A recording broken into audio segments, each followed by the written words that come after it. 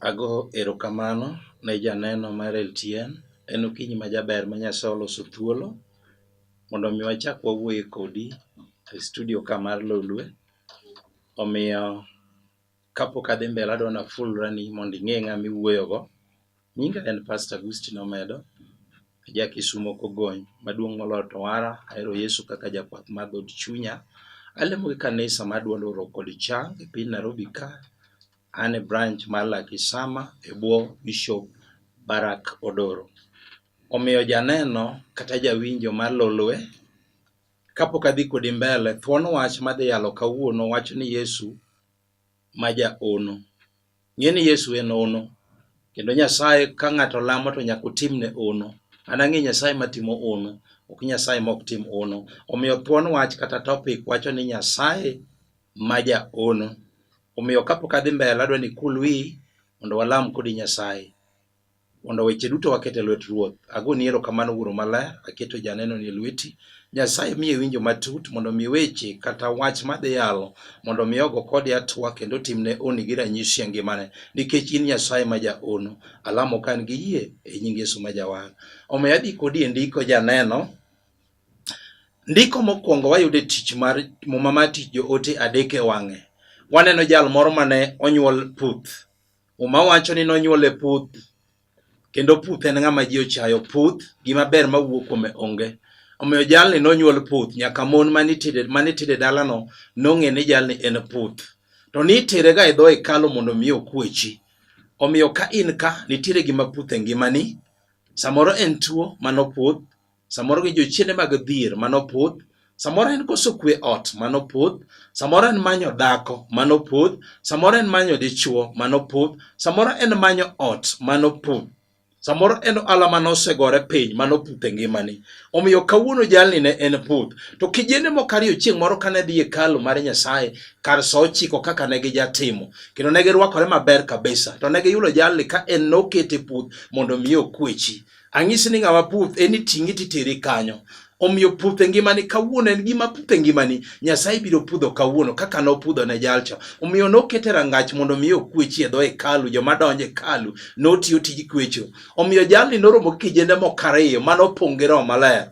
Kaka koro apong' gi Roho Maler e studio ka, abiro lamo kodi Nyasaye mondo gima puth e ngimani jachien opudh oko. Omiyo ndiko wacho niya, wane jalni kaka ne en puth. Omiyo ndiko wacho e tich joote adek e wang'e wacho ni chieng' moro Petro gi Johana ne jodhi hekalu sa 9 mar odhiambo ma ne en sa lemo. To e dhoranga hekalu mane iluongo ni dhorangach malong'o ne nitie ng'at moro mane osebedo puth nyaka anyuolne. Ng'ani nosebedo puth ya anyuolne, nonyuole ka en puth kaka en puthno. To ndiko dhi mbele ka wacho ni yani ne osebedo puth nyaka anyuolne. Ne itere e dho rangach kalu kanyo pile ka pile mondo okwa pesa kuom joma donjo e kalu. Ndiko lero ni jalni nitere dho hekalu mondo mi okwa pesa kuom joma donjo e kalu mar Nyasaye. To oyudore kijende mokariyo. Awuoro kaka Roho Maler ber. Kendo awuoro ng'ato kanopong' gi Roho Maler. To Nyasaye nyalo miyo ng'ato ilamo ne ng'ato ma ng'ato yud breakthrough. Omiyo dhi mbele ka wacho ni kane oneno Petro gi Johana ka donjo e kalu, ne okwayogi mondo omigie gimoro. Ni jalni kane oneno Petro gi Johana kane donjo e kalu, ne ji osebolo negi silenge. Omiyo ng'ama puth en gima ji ochayo. Omiyo gimineno timni mama kata jaduong' kata nyathi ma kijana kata nyathi ma nyako, gini en puth e ngimani. Omiyo ji osechayi.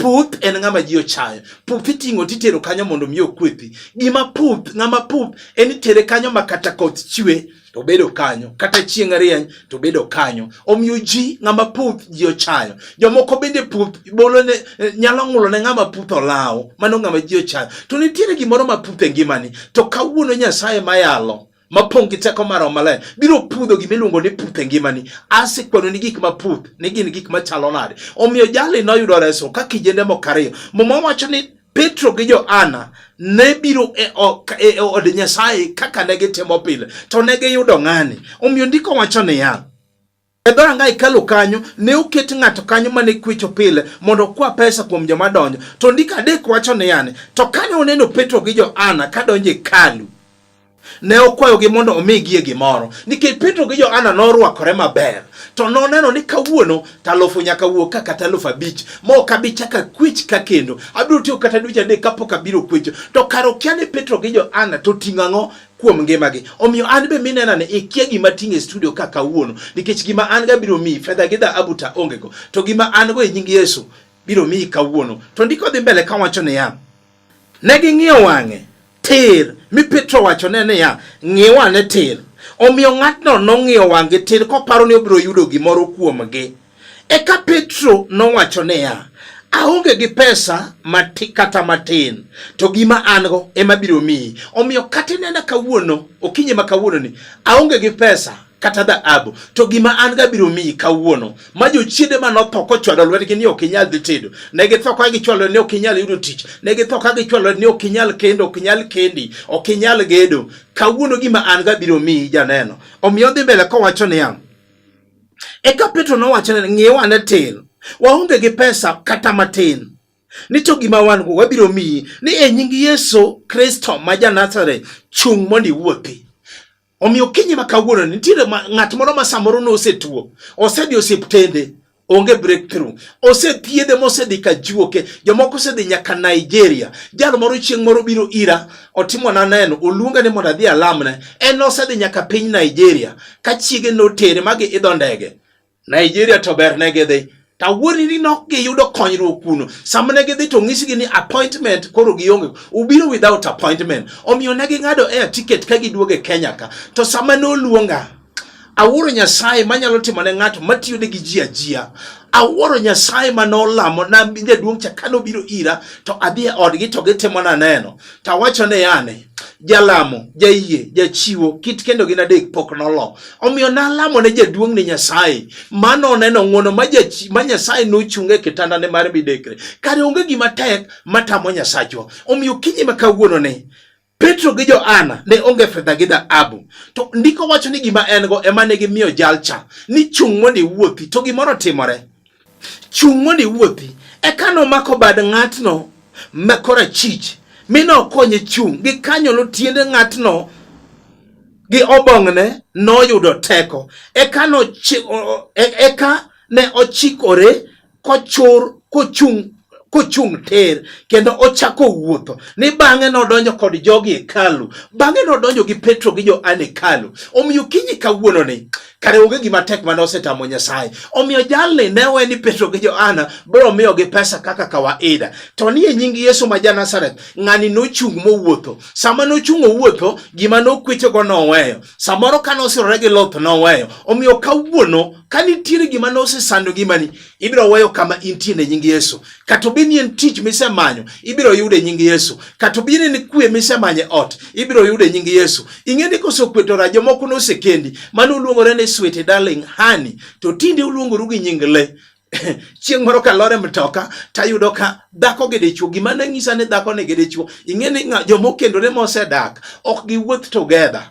Giwuotho samoro dhako telo mbele, to dichuo dong' chien. Samoro dichuo telo mbele, to dhako dong' chien. To jogi dhako no telo mbele, to dichuo wuong' chien. Tawinjo ka giloerore, tawacho ni magi jomodak.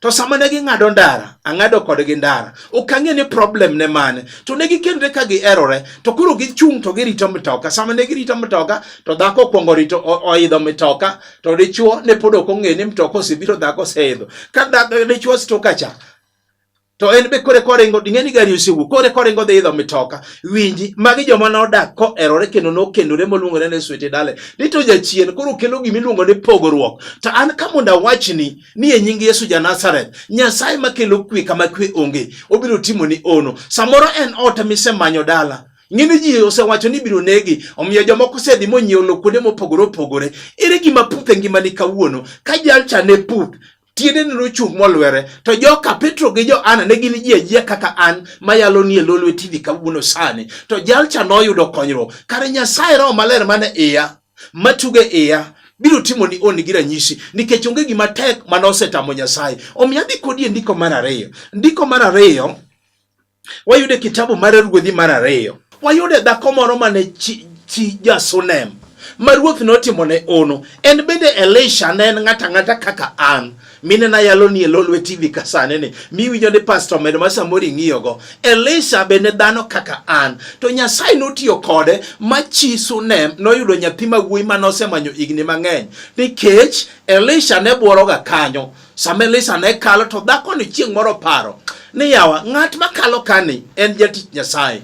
Omiyo wuoro dhako cha kaka nochoko chir. Ingeni ng'ama mama mochok chir maruok ng'ama dichwe ode. Taworo Nyasaye otekga okoyot. Omiyo winje kaka ndiko no wacho. Ruodhi mar 2, 4, 8 e wang'e. Mumi Nyasaye wacho ni chieng' moro Elisha nodhi Sunem kuma dhako moro majamoko nodakie. Dhako no nochune mondo ochiem e ode. Bang' mano kinde duto mane Elisha luwo yorno, nothoro rawo kanyo mondo ochiemie. Mano omiyo dhako no nowacho ne chuore niya, aneno ni jalli makadho kani ka pile ni en ng'at Nyasaye. Omiyo ndiko wacho ni yani Elisha dhako ni Sunem nowacho ne chuore ni ng'at makalo ka pile ni aneno ka en ng'at Nyasaye. To dhako no notimo gimoro. Wachung ne ot moro matin ewi tado ka, kendo waketne kitanda gi mesa gi kom kod taya mondo pile ka obiro limowa to oyueye. Dhako ni nong'iso chuore. Omiyo gimoro tek. Samoro chuo manena ka, ingeni chuo moko ko believe ga wach Nyasaye, kata ka chige dhi lamo Nyasaye to onge mana ni chige dhi e weche mopogore. Tawuoro dhako ma jachir mano kao chir kuome. Kano kao chir to wacho ne ni chuora, jat makalo ka pile ni en ng'at Nyasaye. Wachung ne e ot moro ka mondo wanyiew ne tanda ka achiel gi taya gi mesa. Ingeni yudo dhako ma kamano tek. Kata kinyi ma kawuono kinena ni chuori ok nyal yie, nikech chuori onge ne yani ni samoro ng'at ma samoro chunya ng'isa ni ka en dichuo moro amora ma ok owar kata ma ok ong'e Nyasaye, ne nyalo wacho ni mama ito ng'ani ing'eri ko kanye. Tawuoro mama ni kaka okawo chir kuome. Omiyo gimoro notimore. Nodhi mbele ko wacho chieng' moro kane oyudo Elisha orawo kanyo, nodonjo e odno moyueyoe. Bang'e nowacho ne Gehazi jatichne niya, luong chi Sunem no. Gehazi noluongo dhako no mobiro mochung' nyim Elisha. Awacho ni Elisha ne en dhano kaka an. To dhi mbele ko wacho ni eka Elisha nowacho ne Gehazi mondo openje ni dhako no niya, isekawo chandruokwa ahinya mar ritowa maber. Elisha ng'iso dhako no ni isekawo chandruok mi ritowa maber, maka wadonjo kata imiyowa nyaka chiemo, titimonwa gik madongo ma wamethi mwaninde. To ndiko mbele ka wacho ni yang, isekawo chandruok mang'eny, donge dibedie gi ywak moro ma waterne ruoth kata jatend jolweny? Nodwoko niya, ooyo, adak kod jowa. Elisha nopenje kendo niya, idwaro ni mondo watimni ang'o? Gehazi nowachone niya, owachone Elisha niya, oonge gi wuoyi kendo chuore oseti. Eka Elisha nowachone niya, luong dhako no mondo oduogi. Kane oluongo dhako no mi obiro mochung' e dhoot, Elisha nowachone niya, dwe makama, higa makama, ibiro bedo gi nyathi ma wuoyi. To dhako no nodwoko niya, ooyo ruodha, kik iwuonda. To bang'e nomako ich monyuolo wuowi e ndalo mane Elisha owachone. Nwaneno ka dhako ni Nyasaye notimone ono. Omiyo norwako jatich Nyasaye, norwako Elisha janabi. Nikech mama ni nosemanyo nyathi ma wuoyi ndalo mang'eny to nokoyudo. Omiyo awuoro chir mane dhako ne orwako go Elisha janabi. Omiyo ma bende ne ono. Awacho ni ono mar Nyasaye manotimone. Kaka nochang jal chaputh, e kaka mama ni be nonyuolo nyathi ma wuoyi. Kare onge gima tek manosetamo Nyasachwa. Aluonge ga ni sure maloch kini chieng' jamondo. Onge gima tek manosetamo Nyasaye. Omiyo adhi kodie ndiko mar 3, ndiko mogik, wayude Mariko 5 wang'e. Wane kaka wuod jo-Gerasi noyudo chang. Kijana mane wuotho kuonde liete ka chamo wiye jomotho, ka ng'olore gi kit jachien nowole e dalagi. Koro nodhi odak mana Lang'ata, odak mana kuonde kadiko jomotho to ng'olore gi kite. To noromo gi Yesu godhiambo, to Yesu notimone ono. Omiyo ndiko mar 3 mogik wacho niya, Mariko 5 wang'e, nine gichopo loka machielo mar Nam Galili e piny jo-Gerasi. Gikanyo no Yesu nowuok e yie. Ng'at moro nobiro ire, ng'atno ne nigi Satan marach, kendo ne odak mana kar iko jomotho. ng'ama ne nyalo konyo kijana ni ne onge. Nosetwinde ne gi lwetene to notimo mana nyororo ne Tendalogo to ekidego duto nochodo mana nyoro mano twego tiendene kendo noriedo mana mano twego lwetene. Ne otek mang'ama ne nyalo konye piny onge. To ndalo duto nobaya baya e kind liete kendo kong'olore gi kite otieno godiochieng'. To noneno Yesu kapod en gi chien. Mine oringo go chonge piny e nyime koywak matek ni yaye Yesu wuod Nyasaye maduong' mamalo chutho ilara ang'o koda. Eka Yesu nopenje ni nyingi ng'a? Nodwoko ni nyinga lejo tiende no ganda mar jochiende. Eka Yesu nowacho niya, in jachien marach ai kuom ng'atno ma ng'atno nochango. Waneno ka wuod Jogerasi nochango. Kare onge gima tek mano setamo Nyasaye. Magi ono mar Nyasaye. Omiyo kata isemanyo nyathi ndalo mang'eny, Nyasaye biro miyi ono. Kata isemanyo tich ndalo mang'eny, nitiere Nyasaye ma ono. Kata isemanyo dichuo ndalo mang'eny, nitiere Nyasaye ma ono. Kata isemanyo dhako higni mang'eny, nitiere Nyasaye ma ono. Kata isemanyo tich, kata isemanyo chang ndalo mang'eny, nitiere Nyasaye ma ono. Kata isemanyo ot mok iyudi, isemanyo ma ji osenyiere ni ino kibigedo, nitiere Nyasaye ma ono. Kata isemanyo kwe ma kwe onge ot, ma sani endi ugoru dhako gi dichuo, in gi loro tionge kwe mama, nitiere Nyasaye ma biro timo ni ono. Nikech adwa lamo kodi Nyasaye, onge gima tek malo setamo japuonj. Waneno kaka nochango wuod Jogerasi, waneno kaka nochango jal mane puth, waneno kaka nomiyo mama cha nyathi ma wuoyi. Onge gima tek malo setamo japuonj. Omiyo iwinjo kamari ni otek maditam Nyasaye. Elisha ne ng'ata. Petro gi Johana ne gin ji ajia. To an bende an ka Pastor Med, an dhana nikech adwa lamo kodi Nyasaye. Adwa oro Roho Maler kama intieno. Kama intiere no, weya ne gimitimo. Weya ne gimitimo. Kinyalo gocho gi piny, di gocho gi piny. Kinyalo mako TV ti mak TV. Monda lam kodi Nyasaye kech mumonde koni bade ok chiek be itiyo kodi ni. Japuonj biro kama ntieno to timo ni oni gi ranyisi. Omiya lamo kodi Ruoth kulwe. Agoni erokamano Wuoro Maler. Aketo janeno ni lweti. Nyasaye man gi teko Wuoro Maler. Awinjo kidhe timone mamane, timne jaduong'ni, timne nyathi ma nyakoni, timne ono japuonj. Nikech awinjo ka in ono, onge gima tek mane osetami japuonj. Omiyo mama ni oseywak ndalo mang'eny, nyathi ni oseywak, nyathi ma nyakoni osedwaro dichuo ndalo mang'eny. To an ka mondo awach ni japuonj, badi ok chiek be itiyo kodino. Omiyo erokamano kuom winjo kwayowa. Alamo kan gi yie ni timo e nying Yesu ma Jawar. Omiyan ma wuoyo kodi, an nyinga Pastor Agustino Medo, mana kaka kuongo wacho. Ajal mowar kendo opong' gi teko mar Roho Maler, jakisumo kogony. Alemo gi kanisa mar Duond Warruok kod Chang, Vosh, sauti ya wokovu na uponyaji, e piny Nairobi ka, ane gweng' mar Lakisama, e bwo Bishop Barak Odoro. Omiya we namba na mondo watudre sa Nyasaye. Kapok awe namba na, Nyasaye nomiya skiza tune mana agolo oringo piny kanyo. Ibiro kawe ikete simbi Isaya 91 kod Zaburi 91.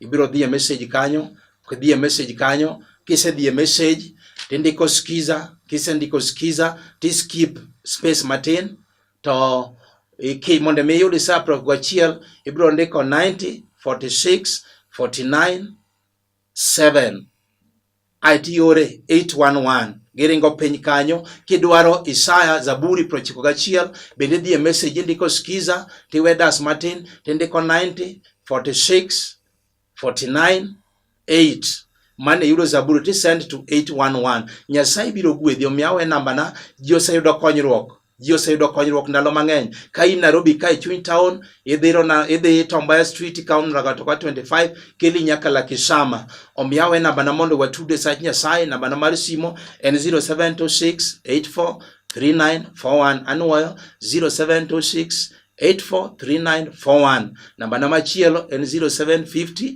38 34 99. Ko kamanto Nyasaye kwe mondo gwedhi kendo umi ka watudre sa Nyasaye. God bless you.